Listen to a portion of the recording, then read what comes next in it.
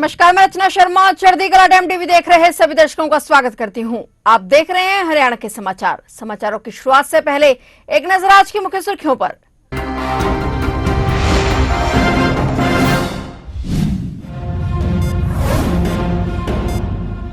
सोनीपत पहुंचे मुख्यमंत्री नायब सिंह सैनी। दादा कुशाल सिंह के 350वें बलिदान दिवस कार्यक्रम में की शिरकत। सीएम नायब सैनी ने दादा कुशाल सिंह के बलिदान को किया याद।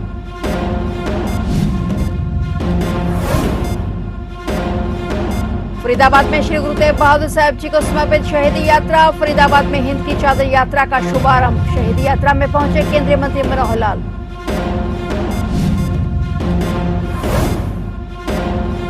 हरियाणा में अंतर्राष्ट्रीय गीता जयंती महोत्सव का आगाज। कुरुक्षेत्र में 21 दिन चलेगा आयोजन। 25 नवंबर को आएंगे पीएम मोदी। 7 देशों के कलाकार करेंगे शिरकत।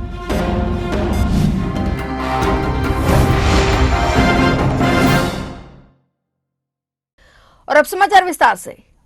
सोनीपत के राय स्थित राजीव गांधी एजुकेशन सिटी में आज वीर कुशाल सिंह के 350वें बलिदान दिवस पर भव्य कार्यक्रम आयोजित किया गया। इस अवसर पर हरियाणा के मुख्यमंत्री नायब सिंह सैनी मुख्य अतिथि के रूप में पहुंचे और वीर शहीद कुशाल सिंह को श्रद्धांजलि अर्पित की। कार्यक्रम में हरियाणा सरकार के कैबिनेट मंत्री डॉक्टर अरविंद शर्मा, विधायक महिपाल ढांडा और बीजेपी प्रदेश अध्यक्ष मोहनलाल बडोली भी विशेष रूप से मौजूद रहे। सभी अतिथियों ने दादा वीर कुशाल सिंह के बलिदान और शौर्य की गाथा को याद करते हुए उन्हें नमन किया। राजीव गांधी एजुकेशन सिटी में आयोजित यह कार्यक्रम देशभक्ति से ओतप्रोत रहा, जहां बड़ी संख्या में वीर कुशाल सिंह की स्मृति में एकत्रित हुए लोगों ने उन्हें श्रद्धांजलि भेंट की और कहा कि ऐसे वीरों के बलिदान को सदैव याद रखा जाएगा। वहीं इस मौके पर सीएम नायब सिंह सैनी ने वीर शहीद कुशाल सिंह को याद करते हुए उनके जीवन की अमर गाथाओं पर प्रकाश डाला। मुख्यमंत्री नायब सिंह सैनी ने वीर शहीद कुशाल सिंह को श्रद्धांजलि अर्पित की। पूरे हरियाणा प्रदेश में अनेक कार्यक्रम आयोजित किए जा रहे हैं। जब भी गुरु जी के बलिदान की बात होती है तो उनके शीश की रक्षा करने के लिए अपना शीश देने वाले अमर शहीद दादा खुशाल सिंह दैया जी के बलिदान को याद किया जाता है। आज हम उनके 350वें बलिदान के उपलक्ष्य पर इस राज्य स्तरीय समारोह में आज हम एकत्र आए हैं। मैं सबसे पहले इस पवित्र भूमि पर वीरता, बलिदान और धर्म की रक्षा के महान आदर्श दादा खुशाल सिंह दैया जी को नमन करने के लिए एकत्र हम हुए हैं। यह धरती, यह स्मारक परिसर और आज का ये अवसर, ये तीनों ही हमें इतिहास के उस गौरवशाली अध्याय की याद दिलाते हैं जब धर्म की रक्षा के लिए अनेक वीरों ने अपने महाबलिदान दिए हैं। साथियों, दादा खुशाल सिंह जी दैया का बलिदान इतिहास के इसी अध्याय में स्वर्ण अक्षरों में ये लिखा गया है। मैं उस महान शहीद को सत सत नमन करते हुए मैं कहना चाहूंगा, सर दिया पर धर्म न छोड़ा, यही पहचान बनी। सर दिया, धर्म न छोड़ा, यही पहचान बनी। खुशहाल सिंह की शहादत हरियाणा की शान बनी। 9वीं पातशाही श्री गुरु तेग बहादुर साहब जी, भाई सतीदास, भाई मतीदास और भाई दयाला जी के 350वें शहीदी दिवस के उपलक्ष्य में आयोजित हिंद की चादर यात्रा का शुभारंभ 14 नवंबर को फरीदाबाद के सेक्टर 15 से किया गया। इस ऐतिहासिक यात्रा में केंद्रीय ऊर्जा एवं आवास मंत्री मनोहर लाल मुख्य अतिथि के रूप में शामिल हुए। यह यात्रा हरियाणा सिख गुरुद्वारा प्रबंधक कमेटी और प्रदेश सरकार के संयुक्त तत्वाधान में निकाली गई है। 5 प्यारों की अगुवाई में श्री गुरु ग्रंथ साहिब जी महाराज की सवारी के साथ यात्रा प्रारंभ हुई। गुरु साहिबान के उपदेशों और बलिदानों की गाथा पर आधारित विशेष डिजिटल स्क्रीन यात्रा का प्रमुख आकर्षण रहा। यात्रा गुरुद्वारा श्री गुरु सिंह सभा सेक्टर 15 से रवाना होकर शहर के विभिन्न प्रमुख मार्गों से होती हुई गुरुग्राम के लिए प्रस्थान कर रही है। यात्रा फरीदाबाद से गुरुग्राम, रोहतक, सोनीपत, पानीपत, करनाल होते हुए 25 नवंबर को कुरुक्षेत्र पहुंचेगी, जहां राज्य स्तरीय समापन समारोह आयोजित किया जाएगा। प्रशासन ने सुरक्षा, पेयजल, चिकित्सा और यातायात की व्यापक व्यवस्थाएं सुनिश्चित की हैं। वहीं आज फरीदाबाद में आयोजित श्री गुरु तेग बहादुर साहब जी को समर्पित शहीद यात्रा के मौके पर पहुंचे केंद्रीय ऊर्जा एवं आवास मंत्री मनोहर लाल ने गुरु साहिबान के उपदेशों और उनके द्वारा किए गए बलिदान की गाथाओं पर चर्चा की। उन्होंने कहा कि श्री गुरु तेग बहादुर साहब जी का जीवन त्याग, साहस, धर्म और मानवता की रक्षा के लिए अप्रतिम उदाहरण के रूप में संपूर्ण विश्व के लिए प्रेरणा स्रोत है। उनकी शिक्षाएं हमें सदैव सहिष्णुता, एकता और सद्भाव के मूल्यों को आत्मसात करने की प्रेरणा देती रहेंगी।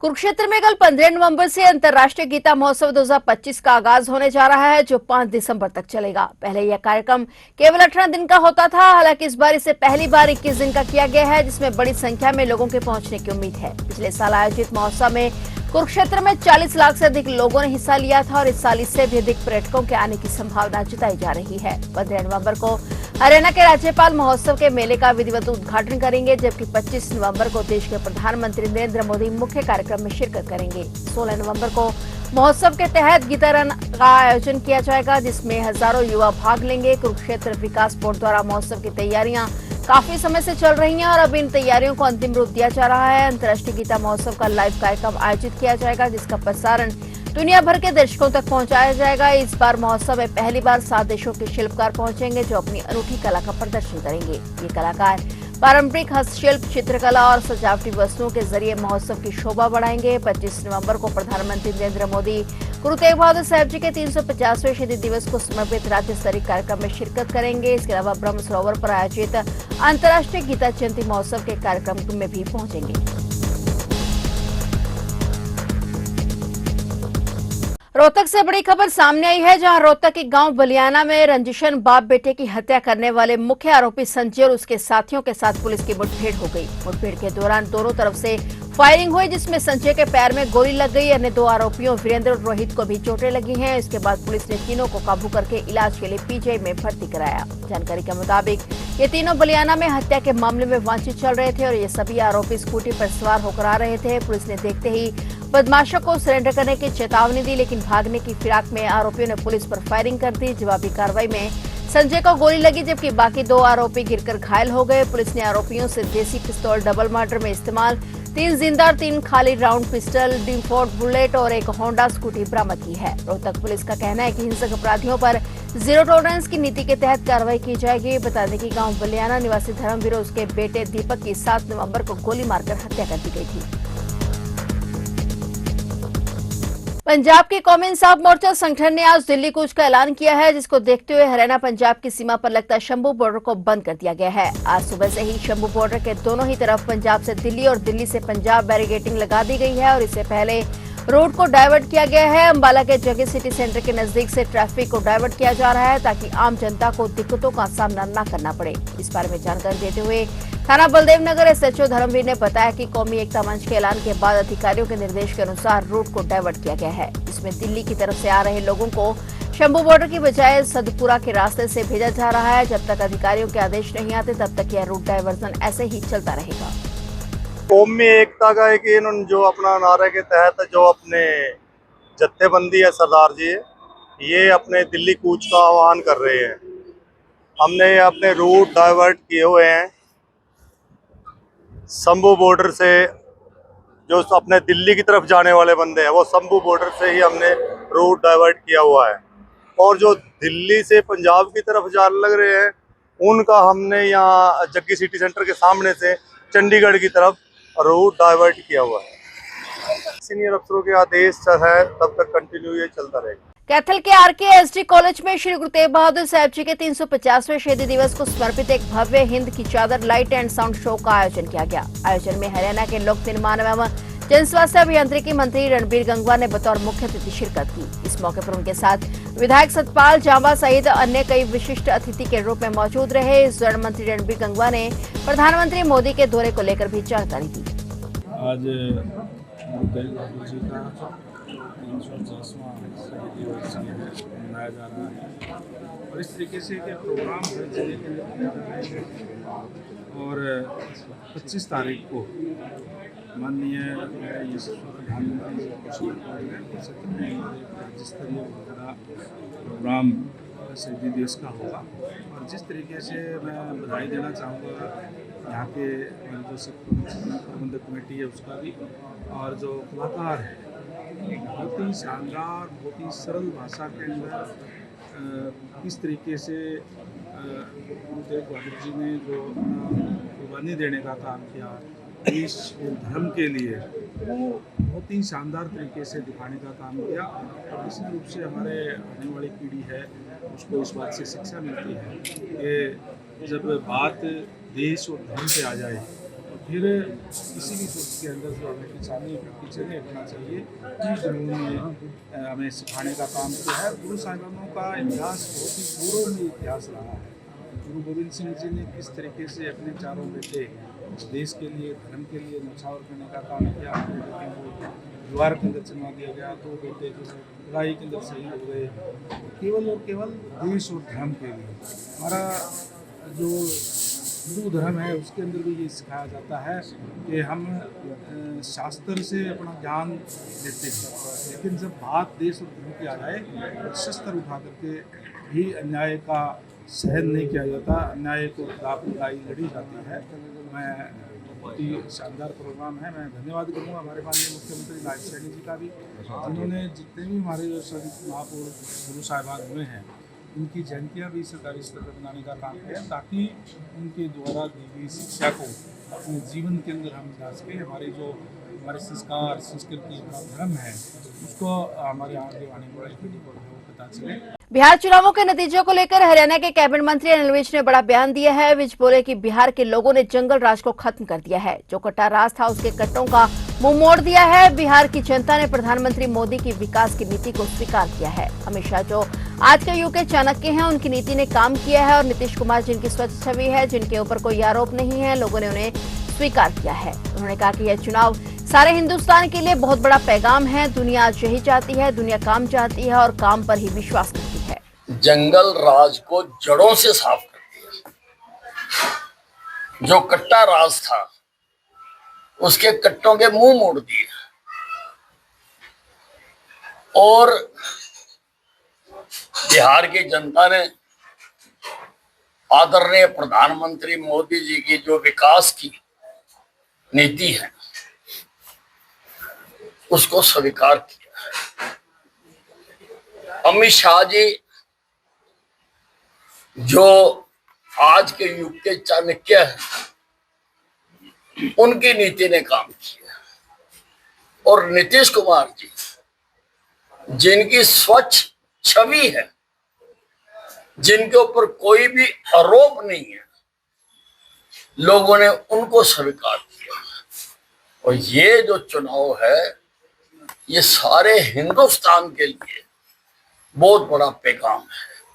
दुनिया आज यही चाहती है, दुनिया झूठे वादे नहीं चाहती।